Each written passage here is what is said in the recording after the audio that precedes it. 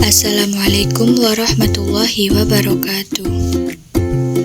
Perkenalkan, saya Maidatul Rafiah, NIM 2230207085. Di sini saya akan memenuhi tugas mata kuliah Media Pembelajaran Biologi dosen pengampu Ibu Miftahus Sa'diah, MPD, dengan materi keanekaragaman hayati.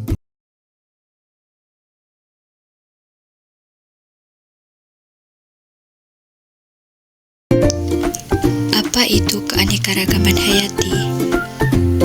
Keanekaragaman hayati adalah keanekaragaman pada makhluk hidup yang menunjukkan adanya variasi bentuk, penampilan, ukuran, serta ciri-ciri lainnya. Keanekaragaman hayati disebut juga biodiversitas atau biodiversity, yang meliputi keseluruhan berbagai variasi yang terdapat pada tingkat gen, jenis, dan ekosistem di suatu daerah. Keanekaragaman ini terjadi karena adanya pengaruh faktor genetik dan faktor lingkungan yang mempengaruhi fenotip. Secara garis besar, keanekaragaman hayati dibagi menjadi 3 tingkat, yaitu sebagai berikut. Yang pertama, keanekaragaman gen. Gen adalah substansi kimia sebagai faktor penentu sifat keturunan. Gen terdapat dalam lokus kromosom. Kromosom ada dalam inti sel.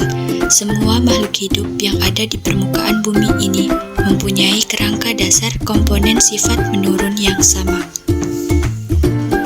Keanekaragaman gen adalah keanekaragaman individu dalam satu jenis atau spesies makhluk hidup. Keanekaragaman gen menyebabkan bervariasinya susunan genetik sehingga berpengaruh pada genotip atau sifat dan fenotip atau penampakan luar suatu makhluk hidup. Keanekaragaman gen menunjukkan adanya variasi susunan gen pada individu-individu sejenis.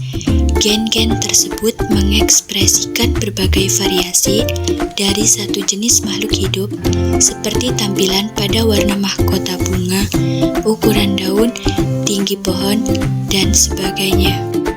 Tanaman mawar ini merupakan contoh keanekaragaman gen.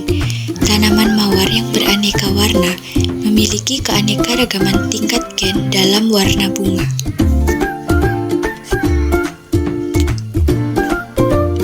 Yang kedua yaitu keanekaragaman jenis. Keanekaragaman jenis menunjukkan seluruh variasi yang terdapat pada makhluk hidup antar jenis. Perbedaan antar jenis pada makhluk hidup yang termasuk pada satu keluarga atau family lebih mencolok sehingga lebih mudah diamati daripada perbedaan individu dalam satu spesies. Contoh keanekaragaman jenis dapat dilihat dari keluarga kacang-kacangan. Ada kacang kapri, kacang tanah, kacang hijau, kacang merah, kacang kedelai, dan kacang panjang.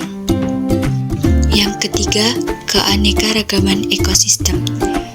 Keanekaragaman ekosistem merupakan keanekaragaman suatu komunitas yang terdiri dari hewan, tumbuhan, dan mikroorganisme di suatu habitat.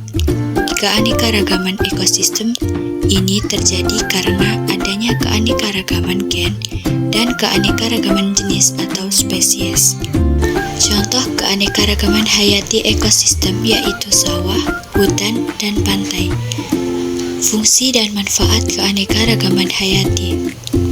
Yang pertama, keanekaragaman hayati sebagai sumber pangan. Yang kedua, keanekaragaman hayati sebagai sumber obat-obatan. Yang ketiga, keanekaragaman hayati sebagai sumber kosmetik. Yang keempat, keanekaragaman hayati sebagai sumber pandang. Yang kelima, keanekaragaman hayati sebagai sumber papan. Yang keenam, keanekaragaman hayati sebagai aspek budaya dan keagamaan. Dan yang terakhir, keanekaragaman hayati sebagai sumber plasma nutfah. Hal-hal yang dapat menyebabkan hilangnya keanekaragaman hayati adalah sebagai berikut. Yang pertama, perusakan dan pemusnahan habitat. Yang kedua, masuknya jenis hewan peliharaan dan tumbuhan baru pada suatu habitat. tanpa penelitian dan pengembangan yang seksama. Yang ketiga, penggunaan jenis tumbuhan dan hewan pada suatu habitat secara berlebihan. Yang keempat, terjadinya pencemaran lingkungan dalam suatu ekosistem. Pencemaran lingkungan meliputi pencemaran air, tanah, dan udara. Yang kelima, terjadinya perubahan iklim global. Dan yang terakhir, adanya perkembangan industri pertanian dan perhutanan.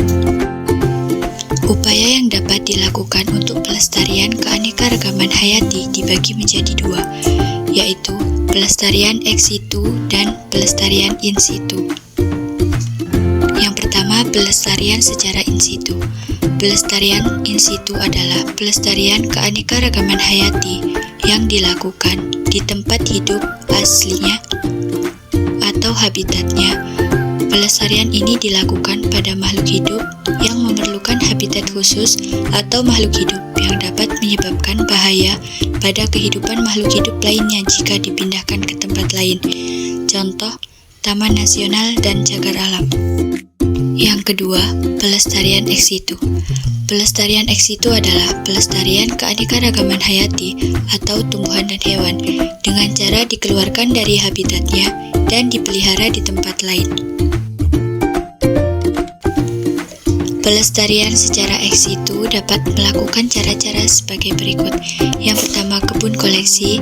Yang kedua, kebun plasma nutfah. Yang ketiga, kebun raya. Dan yang terakhir, kebun binatang.